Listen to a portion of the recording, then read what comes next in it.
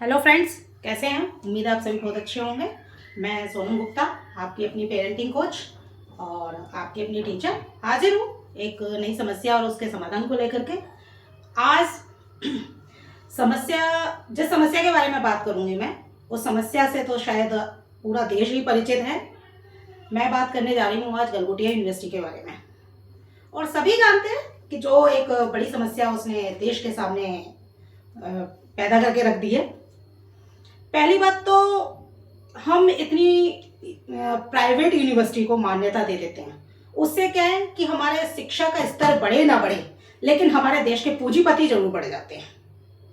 क्योंकि एक बहुत महंगी यूनिवर्सिटी है जिसमें रिच फैमिली से बिलोंग करने वाले बच्चे पढ़ते हैं, और कुछ पेरेंट्स ऐसे हैं जो नहीं भी होता है फिर भी अपनी घर जमीन जायदाद गहना सोना सब कुछ बेच करके बच्चों को पढ़ाते हैं। और आज उसका रिजल्ट हमारे सबके सामने ही है कि एक लोहे का कुत्ता, जिसको उन्होंने ओराइन नाम दिया है, रोबो डॉग है, बट मैंने उसका नाम लोहे का कुत्ता रखा है। उसको लेकर के पूरा देश एक समस्या का सामना कर रहा है। और मोहरा यूनिवर्सिटी ने बना दिया डॉक्टर नेहा सिंह को कि इन्होंने गलत अपना वहाँ बोल दिया, स्टेटमेंट गलत हो गई, जो भी है। बट मैं तो ये कहना चाहती हूँ, मैं थोड़ा आप लोगों का ध्यान थोड़ा अलग हटके आकर्षित करना चाहती हूँ कि डॉक्टर नेहा सिंह वो तो महज एक प्रोफेसर है। वो तो भाई अपने जब जॉब पर है तो बंदा चाहे किसी भी डेजिग्नेशन पर हो, यूनिवर्सिटी में या किसी कॉलेज में, किसी भी प्राइवेट संस्थान में जॉब कर रहा हो, तो जब उसके संस्थान पर आकर के बनती है तो वो उसको बचाने के लिए जो भी उससे बन पड़ता है करता है, और वही नेहा सिंह कर रही हैं। लेकिन मैं ये पूछना चाहती हूँ कि अगर वो रोबो डॉग कहीं से भी लाया गया, कैसे भी मंगाया गया, वो R&D के लिए आया, रिसर्च एंड डेवलपमेंट के लिए, यूनिवर्सिटी के सेंटर ऑफ एक्सीलेंस के में रखा गया, तो वो कैंपस से बाहर AI समिट में इतने बड़े प्रोग्राम में क्या बिना सीनियर्स की परमिशन के चला गया? कोई सुई तो थी नहीं जो डॉक्टर नेहा सिंह ने छुपाया अपने बैग में और रख के ले गई। सबसे पहले उसके लिए उसने परमिशन ली होगी, अपना प्रोजेक्ट शो किया होगा, वहां दिखाया होगा कि हम ऐसा कुछ करने वाले हैं। तो जो रजिस्ट्रार थे, जो यूनिवर्सिटी के principal, chairperson, management department, administrative department, क्या बिना इन सब की मदद के वहां तक वो पहुंच गया होगा? नहीं, नहीं पहुंचा होगा। वो कैंपस से बाहर नहीं जा ही नहीं सकता था बिना सीनियर्स की हेल्प के, बिना सीनियर्स की परमिशन के।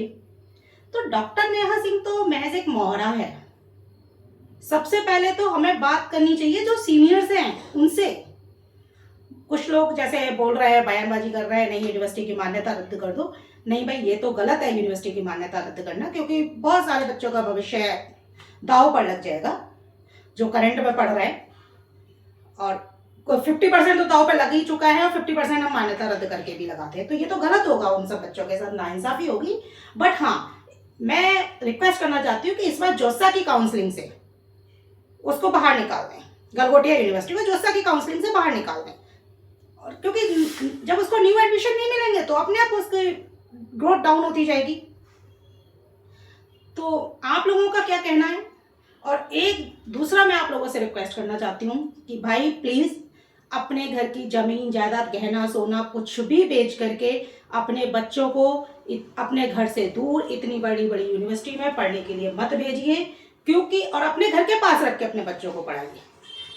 यूनिवर्सिटी कहीं की भी हो, कितनी भी फेमस हो, अगर वो प्राइवेट है तो सब जगह एक ही मसाला परोसा जा रहा है, चाहे वो आपके घर के पास हो या आपके घर से दूर हो, सब जगह वही है। बच्चा अगर लायक है तो निकाल लेता है, अपने आप को कामयाब बना लेता है, और नहीं है लायक तो आप कहीं भी पढ़ा लो, प्राइवेट यूनिवर्सिटी एडमिशन दे देती है, और जिसका एक रिजल्ट आपने देख ही लिया है। तो आपकी क्या राय है मुझे कमेंट करके जरूर बताना। और ऐसी ही कुछ बातें और रुचिकर तरीके से कुछ बातों के और कुछ समस्याओं के समाधान जानने के लिए मुझे फॉलो जरूर करें। धन्यवाद।